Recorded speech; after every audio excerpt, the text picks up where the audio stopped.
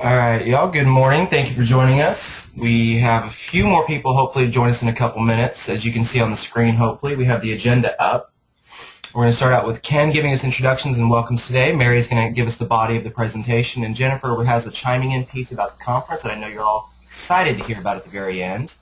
So without any further ado, we're going to let Ken take us on from here, and we will pass it off to Mary right after that. Well, thanks, Craig. Welcome to everybody who is on, and hopefully we'll get the rest of everybody who said that they could be on before long. So in the office we have me, Craig Fierro is our executive producer on this program, and then Mary Dodson and Eric Samuels. Who else do we have online or on the phone? Everybody's muted. You've got James Allen, you've got Paul Maroney, Miss Sandra Holscher, Miss Terry Holtkamp. All right. Did anybody else that is not on that? You can go ahead and unmute everybody and let everybody say hi if they want to. I'm trying.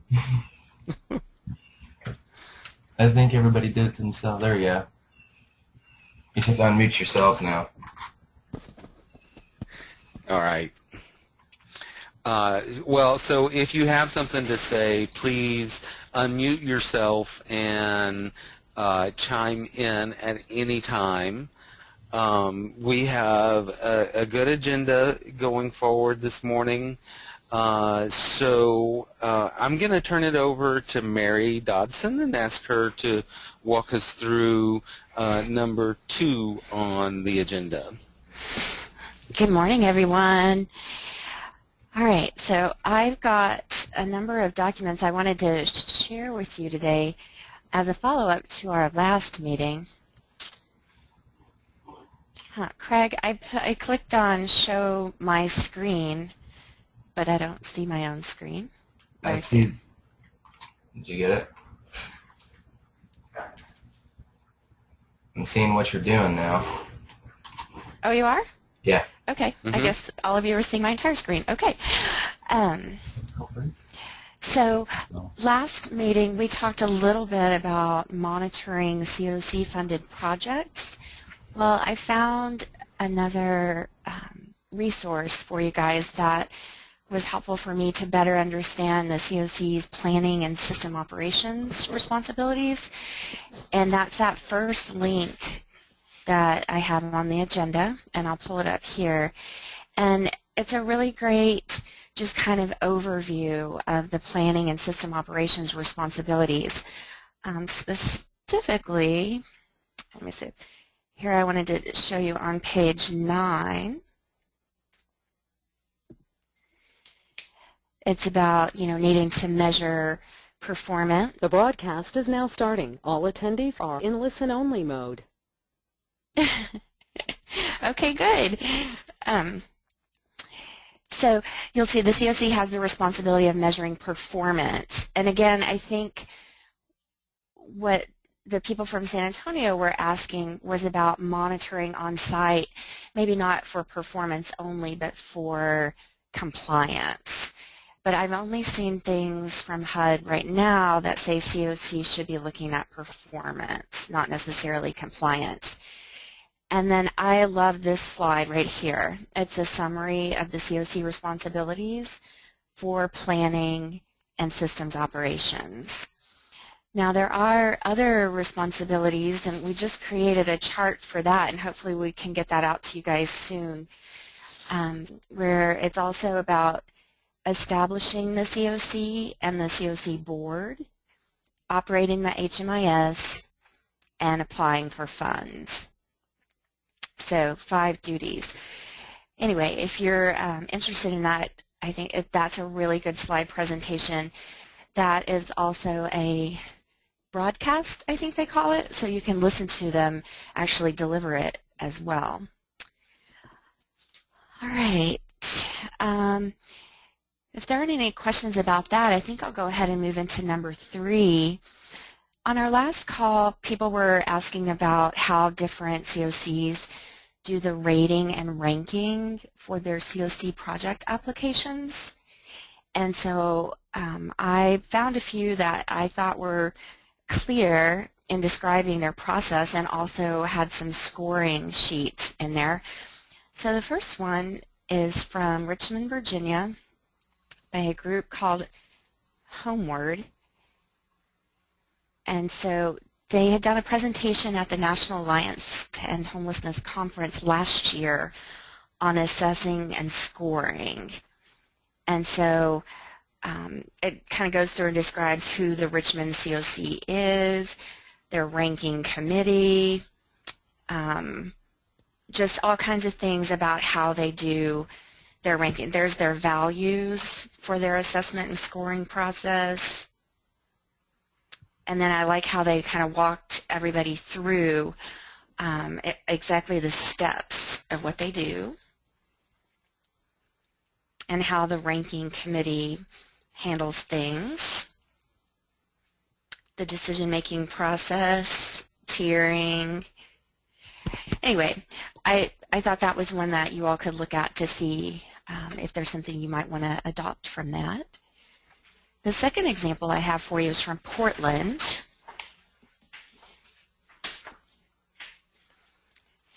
And I think they had done a really great job on their website, and I just copied some of these off of their consolidated application that was posted on their website. Specifically, on the left, you'll see document title. They actually created a number of guidance documents that had a lot of narrative about, okay, this is what step of our process we're in right now.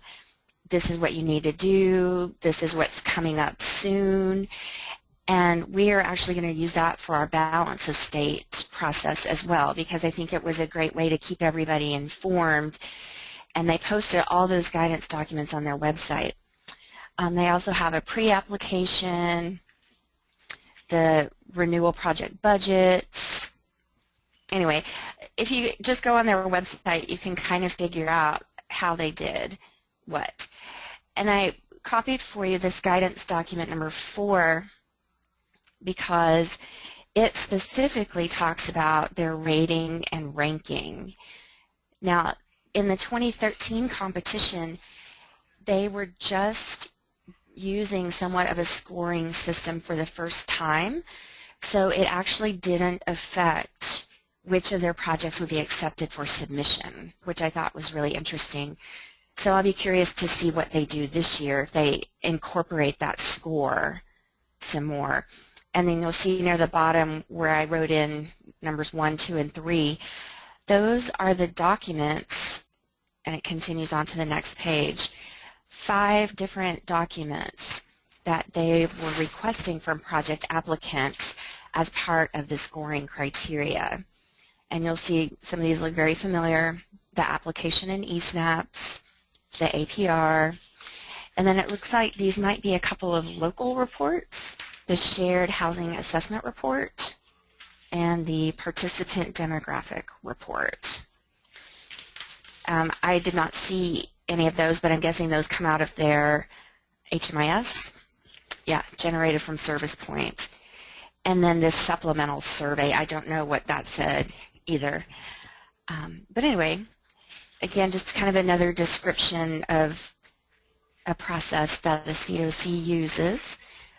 Third, I picked out an actual scoring document from the Utah Balance of State, again, because I think they very clearly described what they were doing and how they were making their ranking decisions.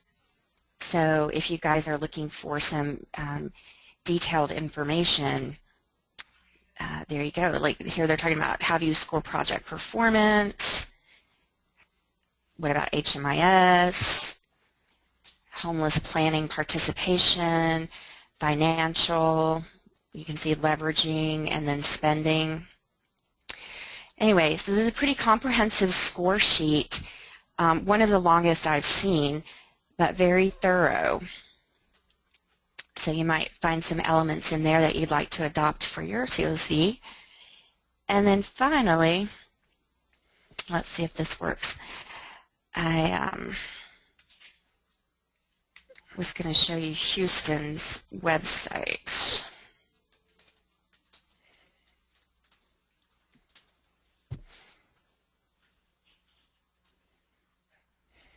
I think I will.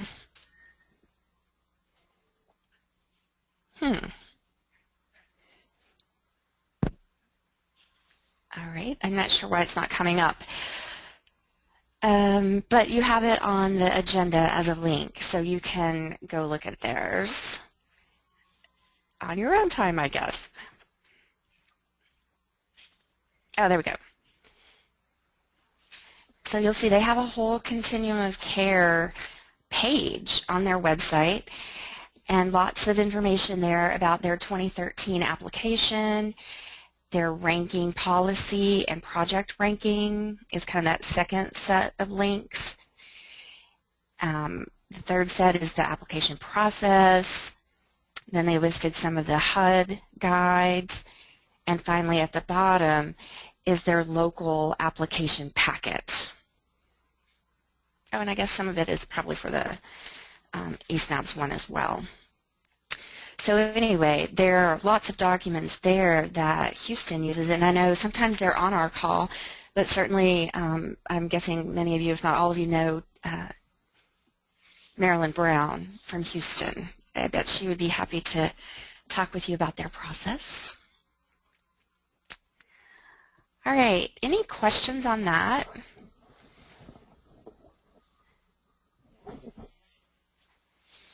No? Can anybody unmute themselves and just let us know that you can be heard? Because I have doubts about that. Waco's here. Okay, thanks. Dallas is here. Awesome, awesome, awesome. I just didn't, technology Sandra and I from Bryan sometimes. College Station. Hi, Sandra. Hi, Kim. Eric from down the halls here. Yeah, you know, oh, here we go. All right, James, are you still on with us? No? Or maybe, I don't know, he's muted himself and he can't hear us. All right, has anyone joined the call since we started? Can you hear me? Oh, hello, Tyrona. Okay, I was wondering if I hit the right button. Yes, I hear you now. Okay, Welcome. thank you. Has anyone else joined us? All right. Well, did you all have any questions at all about those rating and ranking and assessment documents? All right. If not, we'll go to the next section, which is on reallocations. Again, these are 3 presentations that were held at the National Alliance to End Homelessness Conference last year. The first one is by the SNAPS office on reallocating projects, and I thought it was just kind of a good basic, you know, what is reallocation, what is it not, what happens to a project when it's reallocated, just some of the basics that I wasn't even very familiar with, although I'm guessing those of you who actually completed some project applications last year or worked with your CoC to reallocate, you're familiar with those. Also, we have a presentation about reallocation from Delaware. So again, kind of what they were thinking about when they were looking at possibly reallocating some of their CoC funding. For example, there are some reasons here why you might reallocate. The CoC is in hold harmless and has little PSA or PH bonus dollars. Renewals are not able to fill the obligations of the grant. renewals are underperforming, renewals are not aligned with community goals, or new program models need to be funded. So again, this presentation just kind of walks people through when to reallocate and why to reallocate. So just wanted to give you a sample of that. And then the last one is a similar kind of presentation from Memphis. And I love the pictures in this one. I'm going to show you those specifically. They have a little score sheet in here and lots of great little graphics. All right, so here is a score sheet that they've provided, and it lists their where the performance is at the moment and what their target performance is.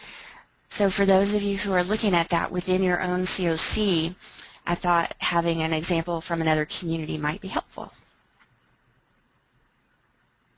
And you'll see at the bottom, right there where my little cursor is, under the chart, they're showing kind of what their overall goals are. So just wanted to share with you guys the wealth of the research that we've been doing over here. Do y'all have any questions about those? All right, then I think we can kind of open it up to whatever else you guys would like to talk about. Y'all have any burning questions or something you'd like to ask of another CoC lead or of us at THN? Mary.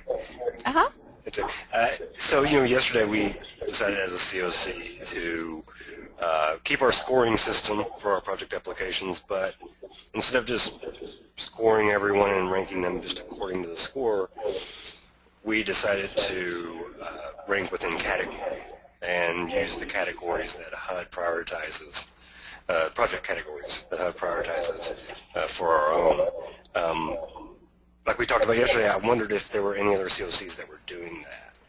So you basically take HUD's priorities, permanent supportive housing up at the top, all the way down to, in our case, supportive service only, and then rank projects within those categories by their score. So are there any other CoCs doing that? Yeah, so in other words, let me just piggyback on what Eric said.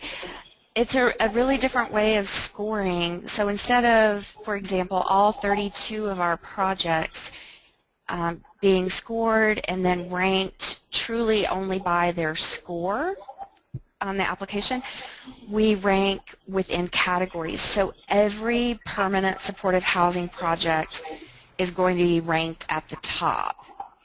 And then within that category, the permanent supportive housing project that scored the highest is listed as the first one. The one that scored second highest is the second one, and so forth until all the PSHs are listed at the top. Then the next category is rapid rehousing. So all the rapid rehousing projects would be prioritized next. And then within rapid rehousing, they would be ranked by their score. And again, the purpose of that is to better align with what HUD is prioritizing for funding and to get our communities to the point where they've got a lot more housing available and they're getting more people into housing instead of, for example, SSO, using CoC money for SSO projects. This is Paula in Dallas. Can you hear me? Yes. Well, we do a similar type of ranking, but we add one more component. One of the things that we do is request audited financial information from the agencies that are renewing or making new applications, and we actually weight the program score 80% and their financial stability 20% in the ranking. Okay. But we rank within a similar format, from supported housing, followed by traditional housing. And the only SSO we have left is our HMIS. And so we rank according to they do a program score that's verified by our independent review committee. And then we also have a group of independent financial reviewers who give them a score for their financial stability. So we blend those two together on an 80-20 basis. Great.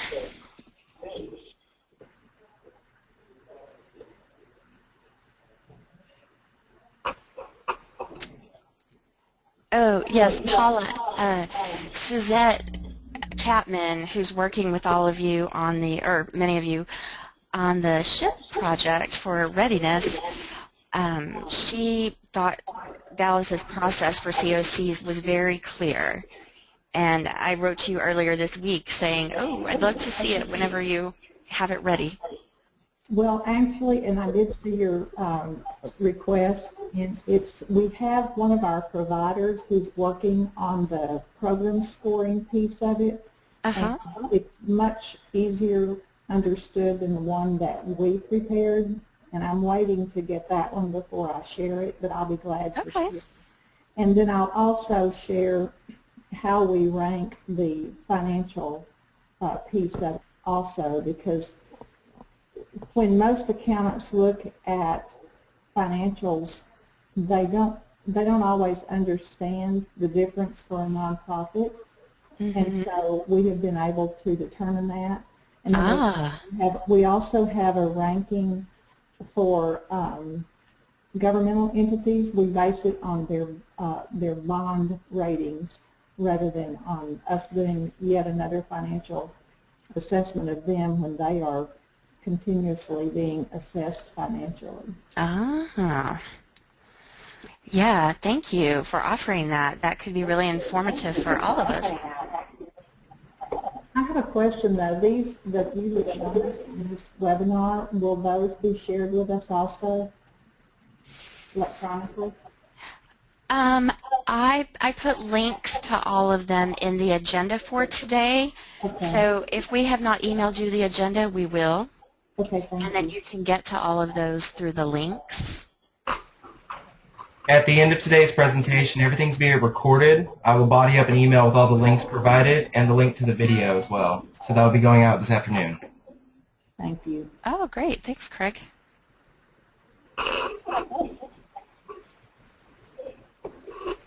All right.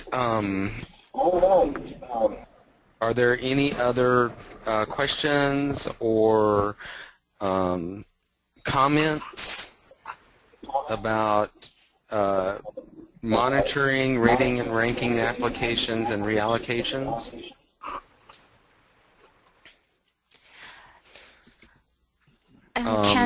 This is Mary. Yes. Guys, one thing that we didn't talk about was we all got the announcements for our Tier 2 and new projects. Yes. So that was big news, and now we're waiting for HUD to release the 2014 application. So I bet you guys are already looking at rating and ranking and possibly reallocating. So hopefully this was a timely topic for you. And are there any other burning issues that that you would like for us to either talk about this time or put on the agenda for next time?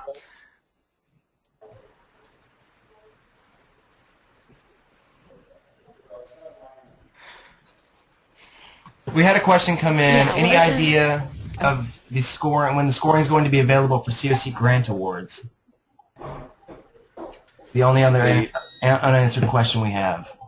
I haven't heard anything about when those are going to be released, but typically it's fairly soon after they do the last of the announcements and before they have the national debriefing. So your guess is as good as mine for that. I wanted to touch brief. I'm sorry. I'm sorry, I have a question. Sure. Kind of not really. This is Sandra and Brian.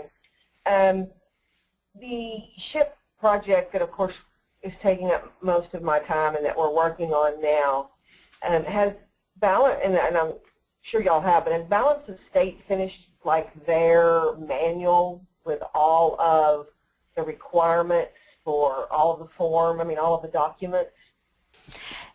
Not yet. Okay. I'm sorry, Eric, do you want to talk? We're looking at, and I've been working with Suzette and looking, I'm pretty overwhelmed by the amount of documents to look at and pull from. And so I didn't know if someone else had done one that we have like as a final example instead of forms from here and forms from there, and you know what I mean? Yeah.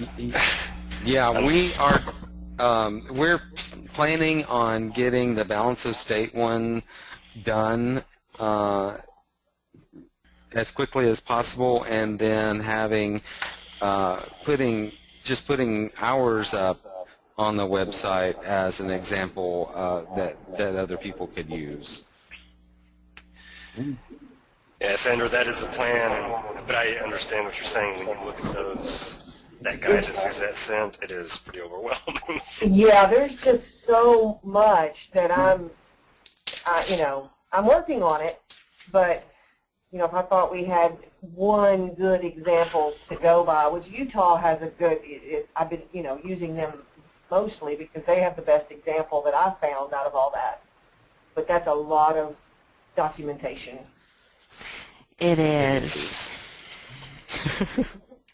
Yeah, and Sandra, if you want to, as we do start completing these documents and updating things that we need to update, if you want, you can email. We'll send things to you as we get them done. I'll try to remember to send them to you as we get them done.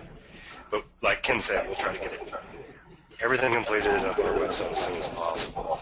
Yeah, because y'all are our example. Yet more pressure. We know that now. I think Suzette nominated us. We just haven't had a lot of time to focus on that yet, but it's coming. Okay. I was just going to say that Jennifer was going to be on the phone with us, but to talk about our meeting at the Texas Conference on Ending Homelessness, which will be in October. However, she said that she has other things to take care of this morning, so I think what we're basically going to put out there is we can either set aside one of the workshop times to meet as the CoC leaders, or we can, if we feel like an hour and 15 minutes is not long enough, we can have longer time as a pre-conference event. Wait, Ken, I'm going to jump in.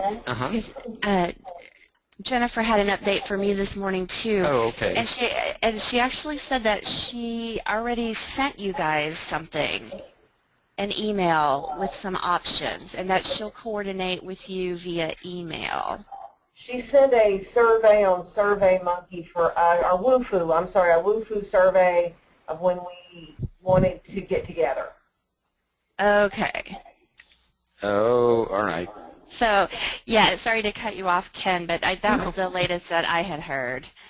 So. I'm obviously behind the times, so please answer that survey so we can get you guys a time at the conference that will fit what you're looking for.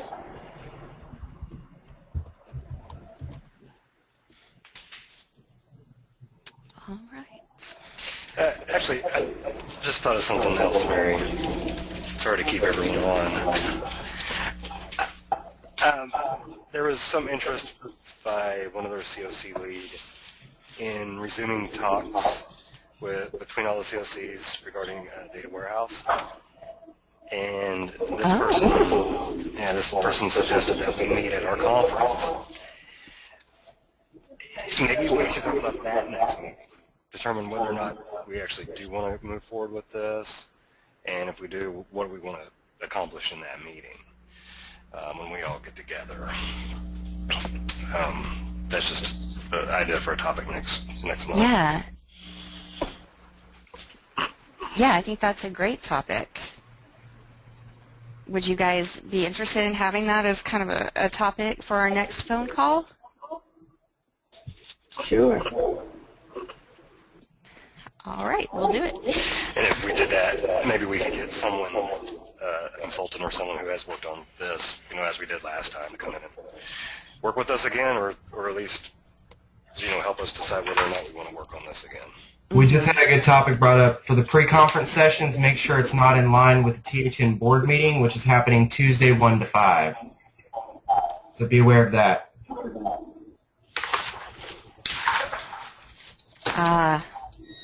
So any COC lead that might be on the board? Yes. Your board meeting is Tuesday 1 to 5.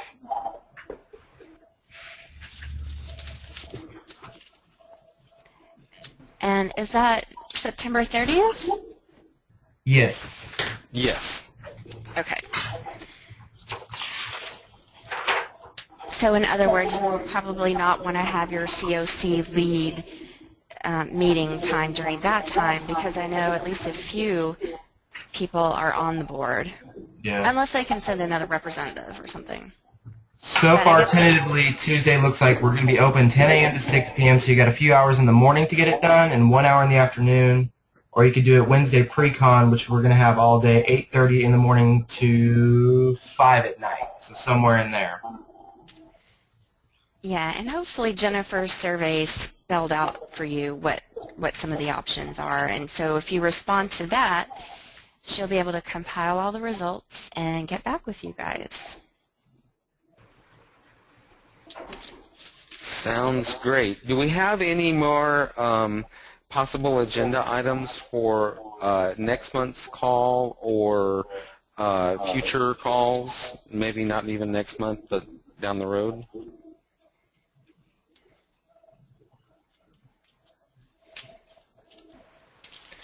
Well, if you think about something, shoot an email to me or to, well, I guess probably to me would be the best one. Then I can make sure it gets to whoever needs to do the agenda, me or Mary or Craig. Any of us can handle that.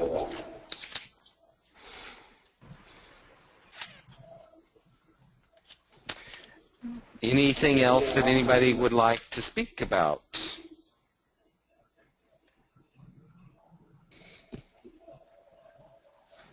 Not hearing anything, I am going to go ahead and adjourn this phone call. And if you have any questions that you want the rest of the group that you think about, and after we hang up, just email me and I'll send it out to the rest of the group.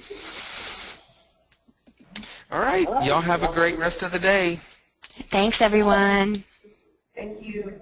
Bye-bye. Bye.